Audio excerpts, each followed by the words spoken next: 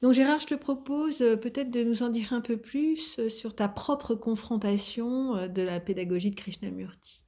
D'accord.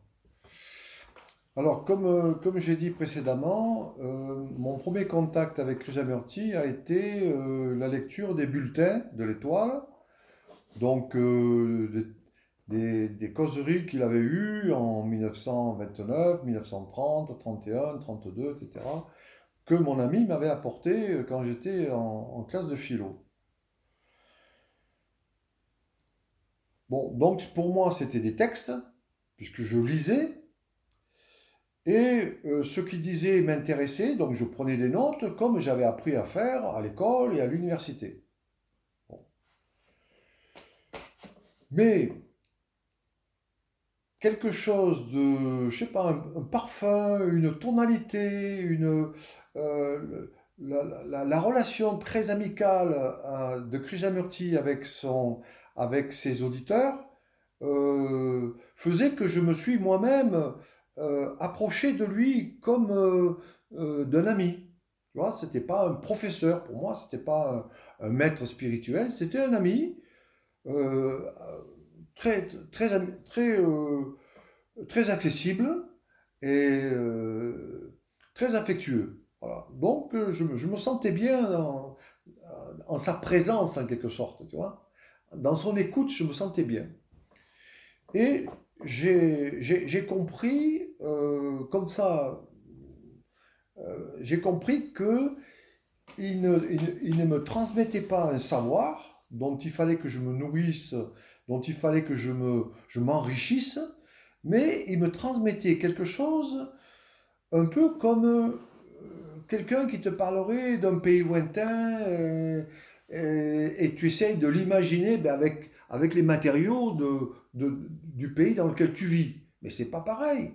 Euh, un chêne, ça n'a rien à voir avec un cocotier. Un rosier, ça n'a rien à voir avec un bougainvillier, tu vois.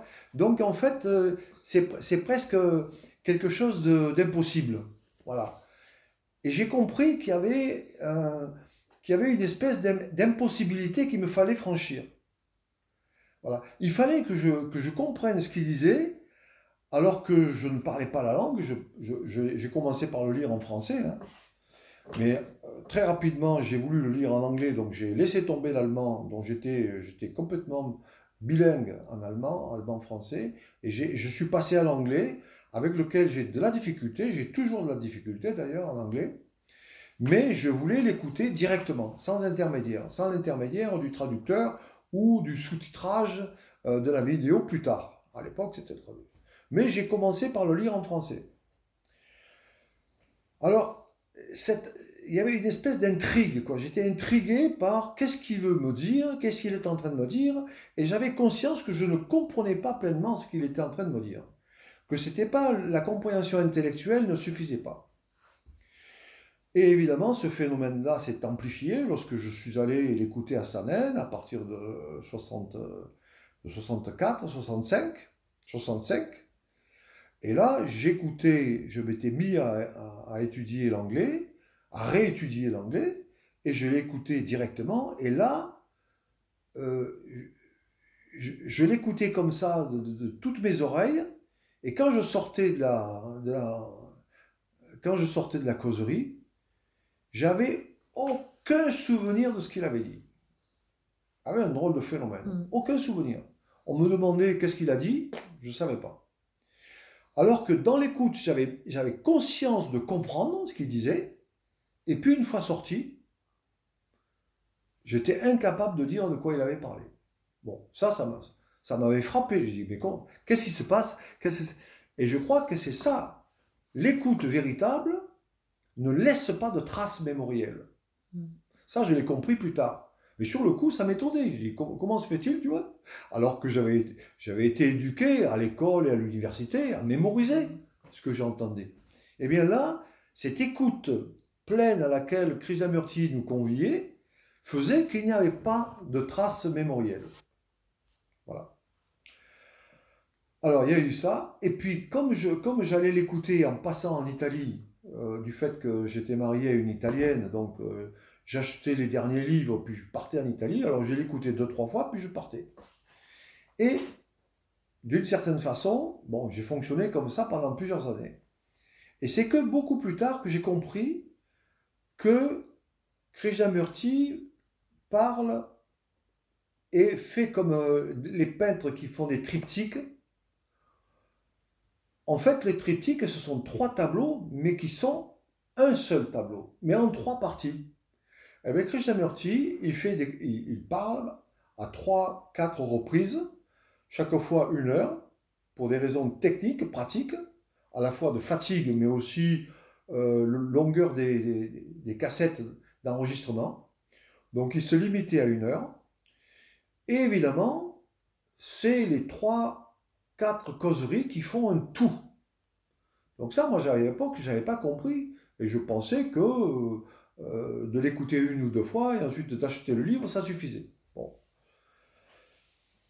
Donc cette pédagogie-là, cette façon dont chaque fois Krishnamurti reprend la problématique à zéro, c'est-à-dire que son auditeur est aliéné, son auditeur est prisonnier psychologiquement. Et il va vers lui pour lui montrer d'abord qu'il est prisonnier et ensuite que c'est possible de sortir de son aliénation. Voilà. C'est possible directement, comme ça a été possible de m'arrêter de chasser, ça a été possible de m'arrêter de fumer instantanément, eh bien c'est possible d'arrêter de fonctionner comme quelqu'un de conditionné selon cette culture en le voyant. Voilà. Et c'est ce que Krishnamurti essaye de faire chaque fois, c'est de montrer mon aliénation, de me la montrer, que je la vois. Donc tu avais quel âge quand tu l'as vu, ton aliénation? Tu as commencé donc à lire le journal de l'Étoile à 20 ans à peu près, dans 17. Eh bien moi, ce que j'ai fait, c'est ce que je dis, ce que j'ai fait pendant 25 ans, 30 ans, j'ai écouté Krishnamurti comme on écoute un professeur d'université. Ouais, donc 30 ans. Donc d'une certaine façon, je me suis nourri de cet enseignement, j'en ai fait un savoir. Voilà. Tout en sentant au fond de moi que c'était pas juste. Mais en même temps, j'étais conditionné à faire ça, comme tout le monde, comme mes frères et sœurs. Et puis un jour, j'ai réalisé ça. Un jour, j'ai compris que je n'avais pas compris. Et qu'est-ce que ça a changé dans ta vie que tu as compris que tu n'avais pas compris? Parce que tu as quand même consacré beaucoup d'années de ta vie à chercher les moyens pour monter au départ donc une école Krishnamurti en France. Tu as passé beaucoup de temps. euh,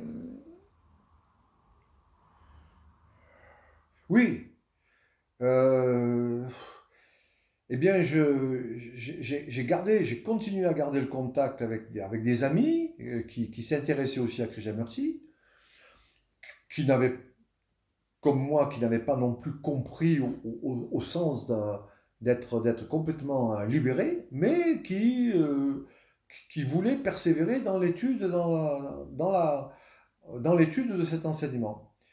Et c'est en Inde que j'ai compris le plus qu'il y a une espèce d'impossibilité, il y a une grande difficulté pour les êtres conditionnés que nous sommes d'accéder à cette écoute libérée dont il nous parle. Voilà. Alors, s'enrichir, mémoriser l'enseignement de Krishnamurti, pouvoir le citer en long, en large et en travers, ça c'est tout à fait dans nos cordes, ça c'est tout à fait possible, mais que ce soit qu'on soit déconditionné, alors ça je pense qu'on n'est pas encore arrivé à ça. Voilà.